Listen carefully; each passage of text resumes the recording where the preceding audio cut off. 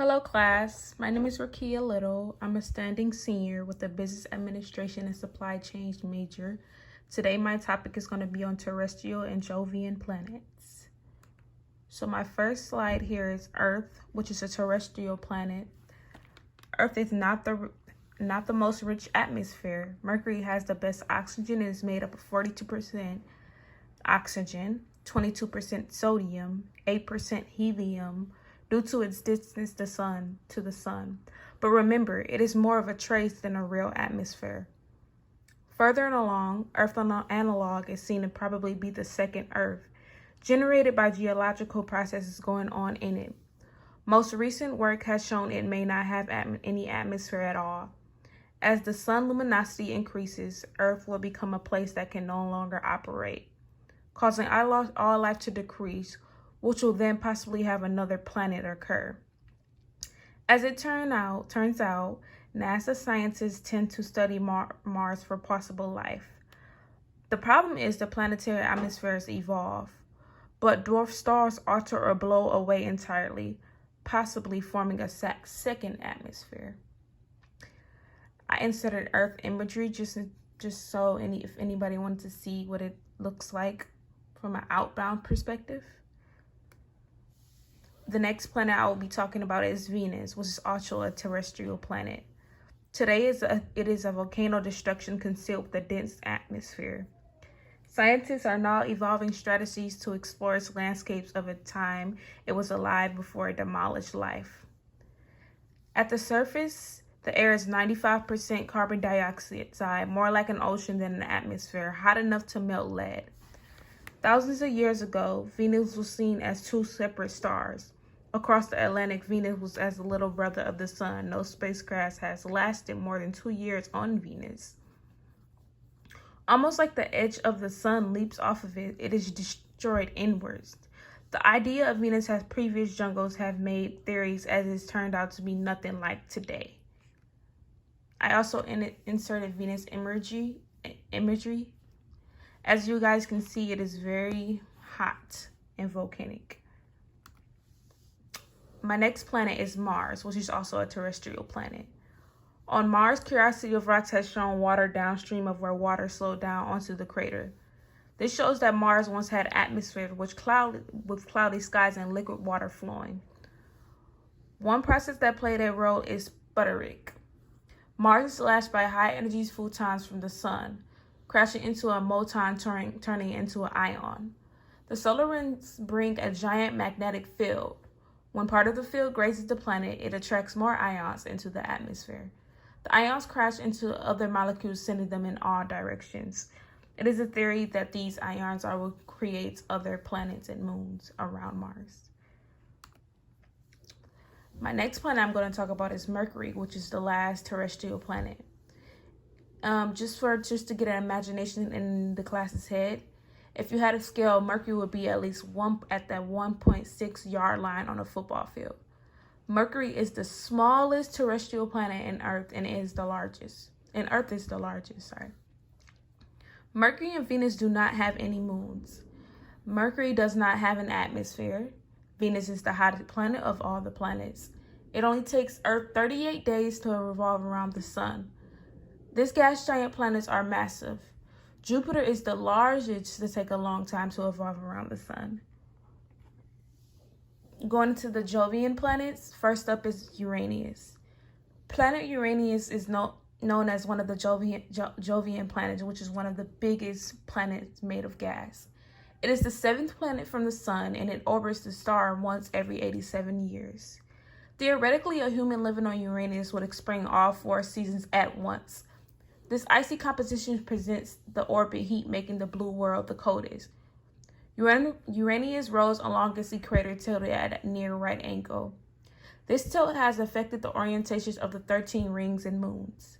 Those Uranus orbit in a vertical orientation, much like a Ferris wheel.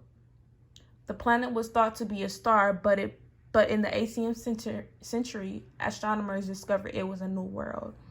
And just for insight, I made sure I made the back of each side the back of each side The back of each slide background the color of the planet. So as you can see, this is blue because Uranus is blue. This is an extension about Uranus. Uranus is also known as the father of the Saturn. Till this day, Uranus is the only planet that veered from Greek namesake. Both Uranus and Neptune are referred to as ice giants, rotating at almost 90-degree angle like a rolling, that meant to say ball. Sorry about that. The planet was discovered without a telescope by William Herschel. Uranus is measured 4 times wider. If you can imagine Earth as big as a nickel, Uranus will be as big as a softball. And I also indicated some imagery of Uranus. You can see the rings going around it. Next up, you have the Jovian planet Saturn.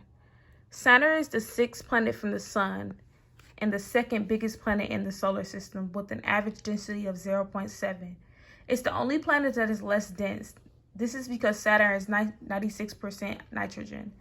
Saturn is classified as a giant because what we see is gas. The further and the higher pressure builds, where the gas starts acting liquid with the liquid hydrogen ocean. We do know that Saturn has a hot material, 11 degrees Celsius at the core, which is twice as hot than the sun. Saturn's own thermal radiation lights things up, eventually escaping into space, radiating about 2.5 into space than it receives from the sun. An extension on Saturn. The Saturn band is less chaotic than Jupiter. It is yellow because of aluminum crystals. Visible storms are also known to have appeared on Saturn, one last about 2011. Every 3rd year, it produces what is called a great white spot, which is spotted every 3rd year. They even detected the sound of thunder on Saturn, which are radio waves produced by lightning. It is 1,000 times more powerful than what we see on Earth.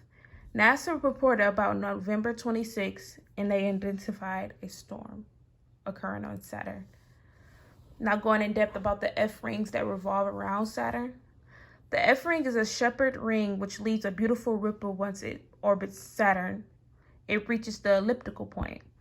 It draws a stream of material out of the region which causes the ripples. Theories abound as to why the rings are around Saturn.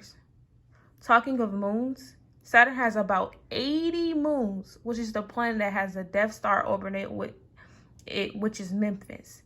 Saturn orbits about 9 to 10 more than Earth does. Last, I'm going to be talking about Jupiter, the Jovian planet. Jupiter is one of the Jovian planets, which is the king of the planet. It was observed as a wandering star until 1610, which discovered the gas giant's largest moon. NASA allowed Juno to orbit around Jupiter to study the cloud mass interior. The interior planet is unmanageably large inside the Jupiter it is squeezed together. Its interior can also be divided into layers. Beneath the thick atmosphere, the pressure and temperature gradually builds and slowly compresses into a liquid, creating the largest ocean of hydrogen. On Earth's most elements exist solid, liquid, and gas.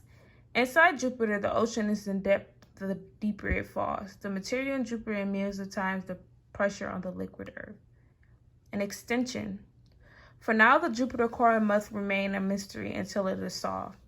If Earth was the size of the grapes, the Jupiter would be the size of a basketball. Its interior is divided into layers with the transition with a large distance. And just skipping a little bit forward because we now have a minute before it hits 10. I wanted to indicate an image so everyone could see what Jupiter looks like. The ocean becomes more bizarre because the liquid hydrogen starts to act like liquid metal, which at its depth is millions times the water on Earth.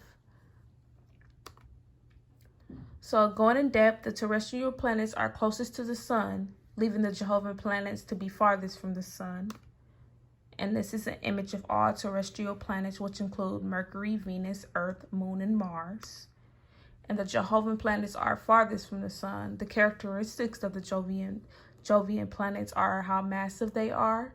They do not have solid surfaces, have many moons and rings, and low densities. And these are all the Jovian planets. And that indicates my slide. Thank you.